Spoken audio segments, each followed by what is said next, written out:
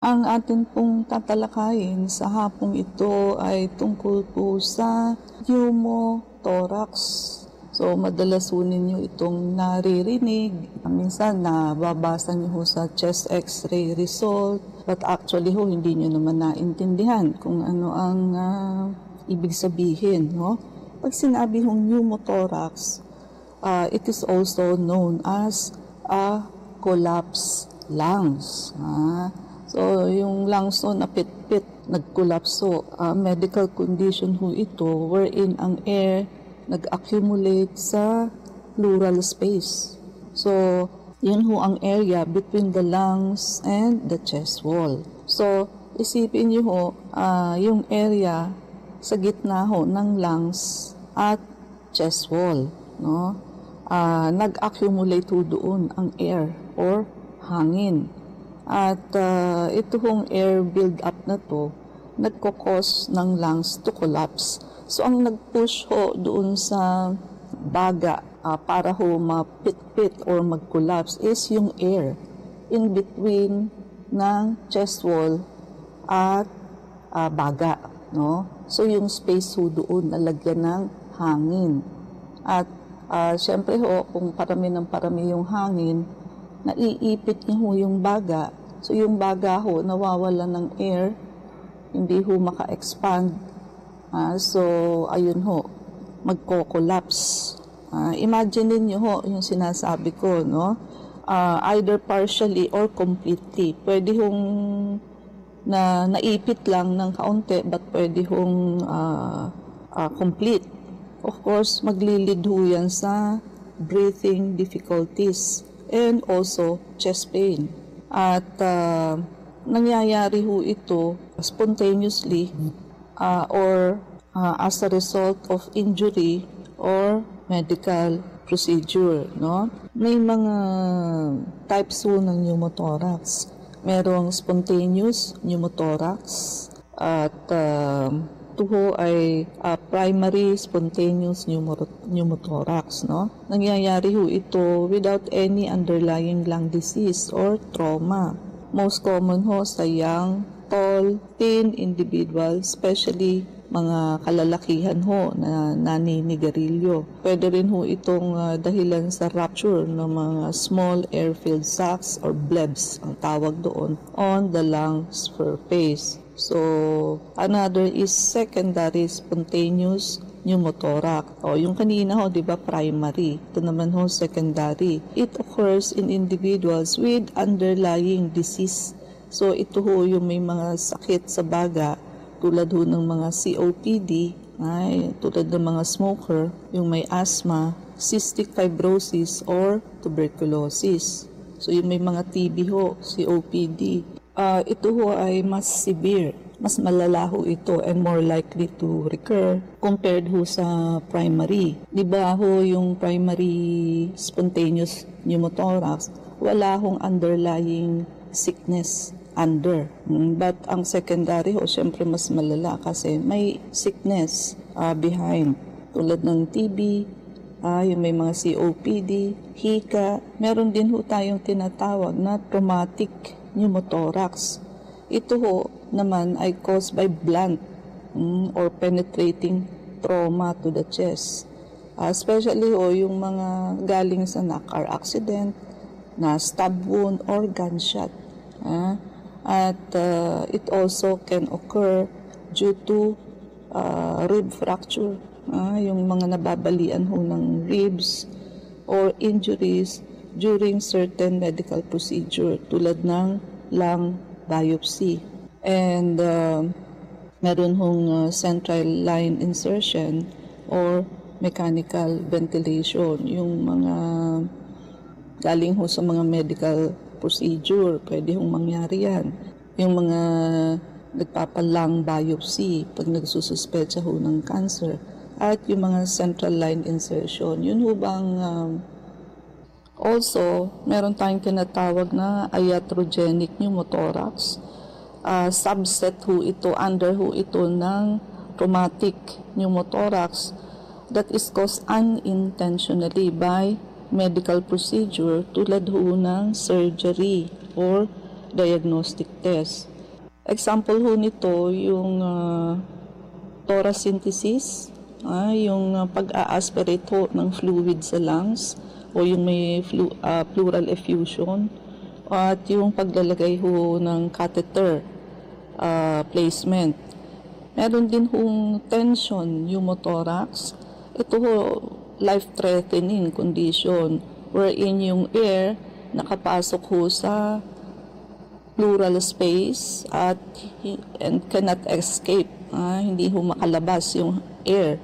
At kada inhale-exhale ho ng pasyente, nag-i-increase ang pressure within the pleural space, compressing the lungs. Yun nga sinasabi ko sa inyo, yung nakapasok na hangin, maiipit niya ho yung lungs. And nagsishift ho yung mediastinum. Ang tawag ho doon mediastinum, yung space between the lungs to the opposite side, which can impair pati ho puso, maaapektuhan and mag-lead ho sa drop sa blood pressure. Bababa ho ng bababa ang BP, at ito ho requires medical emergency and intervention, no? And ano ho ba ang nararamdaman o simptomas ng pneumothorax, no? Sudden, sharp chest pain. So bigla lang ho, sasakit ho ang dibdib na nag-worsen ho siya pagka nag-i-inhale, exhale or coughing or pag nauubo ang pasyente, no? So tandaan niyo ho itong mga pneumothorax kasi in cases of emergency, halimbawa ho nabaril o nasaksak ho yung pasyente na hindi ho natin hinihingi, on the way pa lang kayo sa ospital, no? So nagko-complain ng pasyente ng ganyan, so masakit ang dibdib, kinakapos ho ng hininga, shortness of breath or difficulty breathing. Then rapid ho ang breathing and heart rate. So mabilis ho ang paghinga, at ayan ho, nagbo-bluish discoloration ng skin, nagsacyanosis ho in severe cases. Siyempre ho, nag-collapse ba naman ho yung baga, no? And hyperresonance din ho upon percussion, no, ng doktor, at iba pa hong abnormalities dun sa affected side. Sa x-ray po, imaging ho ito, which is nagko-confirm ho ng presence ng air in the pleural space and degree ng lung collapse. So nakikita ho ito sa chest x-ray, sa CT scan din ho. Nakikita rin ho siya, pero mas hindi ho, lagi naman pong ganun, mas hindi siya nakikita sa chest x-ray, at minomonitor ho closely ang pasyente with repeated chest x-ray to ensure that the air is reabsorbing. Needle aspiration ng chest tube insertion, kadalasan ho ang ginagawa, nag-i-insert ng needle doon sa pleural space para ho makuha yung remove na trap air, yung na-trap hong hangin, para ho makuha ng syringe. Pero ho sa mga larger or more symptomatic pneumothorax, it may require insertion. Maglalagay ho ng chest tube, we call it thoracostomy, para ho to continuously drain air, para ho ma-drain yung air from the pleural space until the lungs re-expands. So di ho ba naipit yung lungs, napitpit, kaya ho napitpit ho ng air, kaya ho ang gagawin, mag-i-insert ho ng tube para humahatak niya yung hangin until hanggang sa pleural space, no? Hanggang dun ho sa in-between ng baga at thoracic wall, hanggang ho sa mag-re-expand. Di ho ba hindi na nga nag-e-expand yung lungs kasi nga ho na-collapse, na-push ng air. So, habang tinatanggal ho yung hangin, unti-unti ho siyempre na mag-re-expand yung baga.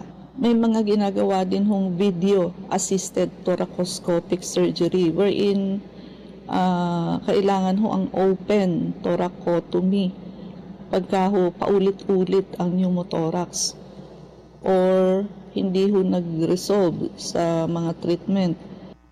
May mga surgical procedure ho tulad ng pleurodesis, creating adhesion para ho ma-prevent ang future pneumothorax or removing yung mga blebs. Tension pneumothorax, immediate decompression ho yun with large bore needles, followed by chest tube placement para ho mapigilan pati cardiovascular o pati ho yung puso na hindi ho makompress. Also, ang mga common complication ho ng pneumothorax is pagiging recurrent, paulit-ulit ho, hindi na-address. Persistent air leak, ayun ho, pleural effusion, yung pagkakaroon ho ng tubig sa pleural space. Cardiac and respiratory failure. Infection, ayan. If the pneumothorax occurs due to trauma or surgery, mataas ho ang risk na ma-infection ang pleural space. We call it pleuritis or empyema. Yan ho ang mga komplikasyon, At paano ho natin ba ma-prevent ito, Siyempre ho, kung smoker kayo, please stop smoking because smoking can cause pneumothorax. And sa gender ho, ang male mas po yan, mas higher risk kesa sa female. At 6 times greater ho sa men than in women. Sa age naman ho, it commonly occurs in individuals aged 10 to 30 years old, with the highest incidence between 20 and 30 years old. So, yan ho ang common na edad. Sa family history, meron din hong genetic component yan, Lahi-lahi din ho. At yung mga may history ho ng pneumothorax, syempre ho, mas high risk po sila for recurrence. At nabanggit nga natin kanina, yung mga pasyente hong may infection sa baga. Yan ho ang nakaka-weaken ng lung tissue. Syempre ho, increase ang risk for rupture. Yung may mga COPD ho. At may pneumonia. Common ho ito sa mga immunocompromised. Yung bagsak ho ang immune system na individual. The older the age, mas common ho. Yung may mga chest trauma, yung may mga rib fracture, may mga mechanical ventilation, yung nakahook ho sa respirator. Yung may mga blunt or penetrating trauma to the chest, yung mga nasaksak po, Also, take note, yung mga gumagamit ho ng recreational drugs, yung mga nagdadrugs ho, tulad ng cocaine or marijuana. Especially ho, when smoke has been linked to a higher risk of developing pneumothorax. Yung pagdadrugs ho, isa ho yan sa common cause. So, X-ray imaging ho ito, digital X-ray imaging, na nagpo-provide ito ng mas clearer, mas faster image than yung traditional radiography. So, nai-improve ho siyempre yung accuracy ng diagnosis and for monitoring ho ng pneumothorax. So, we call it digital radiography. And of course, back to basic ho, siyempre yung pagdi-detox and blood cleansing, basic ho yan para lahat tayo wala hong sakit or may panlaban ho tayo sa sakit. So, vector scan naman po natin, ayan, ma-detect ho kung may pneumothorax kayo. So, lalo na ho doon sa mga na gunshot wound, nasaksak, may asthma, may TB, may pneumonia. So, lahat po yan are at a higher risk for having pneumothorax or collapsed lungs. Now, para hindi ho kayo mauwi sa mga ganitong sitwasyon, detoxification and blood cleansing. So, nililinis ho ang ating blood at yung mga primary organs like the colon, liver, gallbladder, kidneys, It removes parasite and chemicals inside the body. So, dapat to ginagawa ng tao yan. Ideally, every 3 months. Yung blood cleansing ho, the more often you do it, the better. Kahit everyday nyo yan gawin, wala hong problema. Once a month, once a week. So, mas maganda ho, walang overdose. Now, mas maganda ho, i-avail ninyo yung ating promo, detox promo na buy 2 plus 1. Bibili ho kayo ng isang detox, isang blood cleansing, ma-free nyo ho yung vector scan, no? So, makakasave ho kayo doon ng 5,000. Then, ang isa pa hong perk sa pagkakaroon ng free vector scan, pag nag-avail kayo ng buy 2 plus 1 is automatic member ho kayo ng ating wellness program. So, ano ho ba ang benefit ng pagkakaroon ng wellness program? Free check-up or free consultation po kayo for 1 year. No? So, nagbili lang ho kayo ng detox protocol na buy 2 plus 1, automatic ho, magiging member kayo. Automatic ho, 1 year kayong walang bayad ng check-up. And as of now, ano pa rin ho tayo? Free check-up with free urine and sugar testing. Almost a week lang po tayo hanggang sa Sunday lamang po. So, nagsimula ho ito nung Saturday, Sunday, last week. So, grab the opportunity. Napakalaki hong benefit nito, no?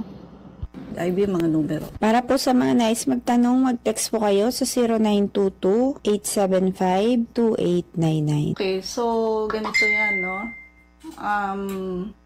Hindi lahat ng parasite nakikita sa stool.